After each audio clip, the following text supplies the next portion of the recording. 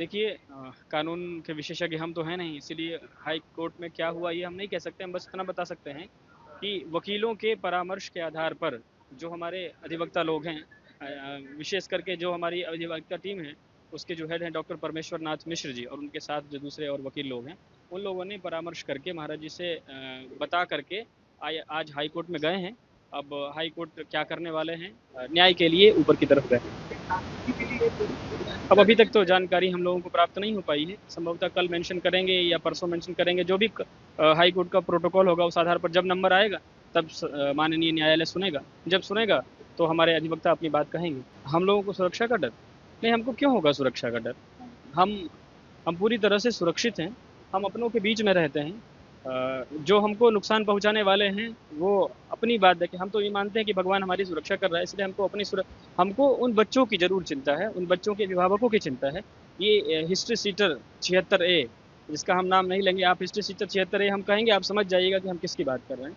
उसके पास जो बच्चे हैं, बच्चों के अभिभावक हैं, पुलिस को, उत्तर प्रदेश की पुलिस को, उत्तर प्रदेश की सरकार को, और जो भी प्रशासन के लोग हैं, माननीय देश के गृह मंत्री जी को, उनको सबको समझ करके उन बच्चों का संरक्षण किया जाना आवश्यक है।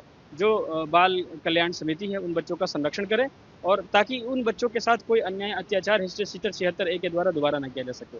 और इस अवसर पर हम ये जरूर कहना चाहेंगे कि जो उत्तर प्रदेश में योगी आदित्यनाथ जी कर रहे हैं वो अच्छा नहीं कर रहे हैं। देखिए, इतनी हिम्मत, हम कह सकते हैं ये शब्द, इतनी हिम्मत हमारे देश के प्रधानमंत्री नहीं कर पाए। इतना घिनौना आरोप हमारे देश के प्रधान शंकराचार्य जी ने, आलोचनात्मक दृष्टिकोण यदि आप उनके व्यक्तित्व में देखते हैं, तो जब जब गलत हुआ तब तब उन्होंने आवाज उठाई, पूज्य शंकराचार्य। लेकिन देश के प्रधानमंत्री नरेंद्र मोदी ने भी इस तरह की चीज कभी नहीं, देश के गृह मंत्री ने इस तरह की चीज नहीं सोची। जो रामभद्राचार्य का चेला हिस्ट्री सीटर 76A, जिसका कांधला थाने में 21 नंबर पर, पहले तो 34 नंबर पर था, अब धीरे धीरे वो अपग्रेड होता जा रहा है अपने अपराध करने में।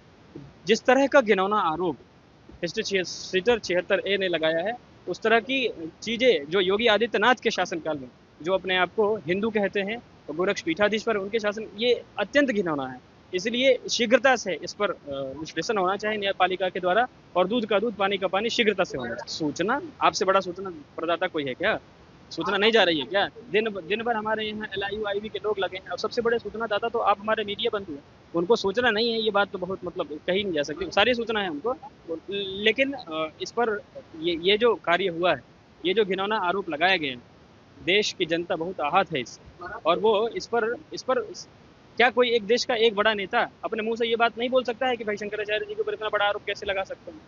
इसीलिए फिलहाल हमको किसी से कोई अपेक्षा नहीं है, किसी से कोई उम्मीद भी नहीं है। हम तो न्यायपालिका के पास पहुंचे ही हैं। न्याय बस इतना ही है कि शीघ्रता से तत्काल इसकी ट्रायल हो, जो भी प्रक्रिया हो उसको पूरा करें, पूरा करके जो भी भैया, हम उनको कभी, हम हमारे यहाँ जितने भी विद्यालय हैं, हमने कभी उनको नहीं देखा, कभी वो हमारे यहाँ नहीं पढ़े। हम से पूज्य शंकराचार्य जी महाराज के उन बच्चों का कोई भी लेना देना नहीं रहा। ये केवल पूरी तरह से मनगढ़ंत पूज्य शंकराचार्य जी के छवि को समाप्त करने के लिए रामभद्राचार्य जी के शिष्य history sheeter Ashutosh history sheeter 76A के द्वारा किया गया, केवल और केवल पूज्य शंकराचार्य जी को बदनाम करने का एक बात। कई बार उसने, देखिए 18 ही तारीख को उसने एक और थाना में एप्लीकेशन दिया। उसमें यह कहा गया कि मुकुंदानंद ने हमारा नाम लिखा है, कि हमारा गला दबा करके मारने की कोशिश की, और शंकराचार्य जी ने अस्त्र फेंक करके मारने की कोशिश। 18 तारीख को 500 से अधिक कैमरे पूरे दिन भर 24 घंटे हम लोगों के ऊपर लगे थे। हम यहाँ से माघ मेले में गए संगम स्नान करने के लिए। वहाँ प्रशासन ने जिस तरह से हमारे बच्चों को मारा, वृद्धों को मारा, सन्यासियों को मारा, यहाँ तक कि हम दंडी सन्यासी, हमारे ऊपर भी हाथ उठाया, शंकराचार्य जी की पालकी को घसीटा। दिन भर हम मीडिया, उस दिन जिस दिन हम पूरे समाज के सामने, उस दिन भी जब हमारे ऊपर इस तरह का झूठा आरोप लगा, उसने देखा कि इस आरोप से कुछ हो नहीं रहा है, तो वो उसने इस तरह का घिनौना आरोप लगाया। वो पूरी तरह से, सबसे बड़ा सवाल ये है उत्तर प्रदेश सरकार में कि 28 मुकदमे जिसके ऊपर हैं, 20 से अधिक मुकदमे जिसके ऊपर हैं, वो ऐसे अपराध करने के लिए आपने छोड़ कैसे रखा? अरे भाई, हमारी मुलाकात कैसे होगी? हम तो शंकराचार्य, हम तो खुद पीड़ित थे। शाम 18 तारीख के शाम को हम खुद, आप सुनिए, पूरी तरह से जुटा, हम खुद 18 तारीख के शाम को मेडिकल कराने रानी, जो वहाँ पे स्वरूप रानी अस्पताल है, उसमें गए थे, क्योंकि हमको भी मारा गया था। तो हमारे जो साथ में जिनको चोट लगी थी वहाँ पर पुलिस प्रशासन के द्वारा जिनको मारा गया था, उन सबके साथ हम स्वयं मेडिकल कराने के लिए, अपने मार के मेडिकल कराने के लिए गए। इस तरह का झूठा आरोप लगाते समय शर्म आनी चाहिए हिस्ट्री सीटर 76 को। पूरी तरह से मनगढ़ंत, पूरी तरह से मनमाना, जो मन चाहे बोलने वाली चीज़ है। ऐसे ऐसे एप्लीकेशन को तो देख करके जज साहब को उसको दंडित करना चाहिए, अपने विवेक पर दंडित कर देना चाहिए। लेकिन फिलहाल एंटरटेन कर किया जा रहा है, कोई दिक्कत नहीं, कानून की वो प्रक्रिया है, कोई आपत्ति नहीं, लेकिन पूरी तरह से मनगढ़ंत आ रहा है। निश्चित रूप से साफ होगा, क्यों नहीं साफ होगा। देखिए, साँच को आँच नहीं। शंकराचार्य जी महाराज में इतनी भी यदि गलती होगी, तो शंकराचार्य जी का ये स्वभाव है। स्वभाव क्या है कि वो गलत को गलत कहने का क्षमता केवल दूसरे के लिए नहीं, अपने लिए भी रखते हैं।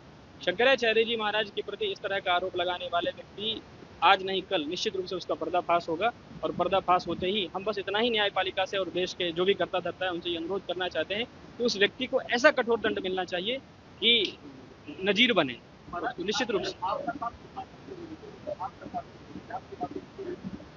अब ये तो प्रशासन बताएगा, हम प्रशासन के मन में थोड़ी घुसे हैं कि प्रशासन क्यों नहीं दे रही है हम बताएंगे, ये तो प्रशासन बता पाएगा।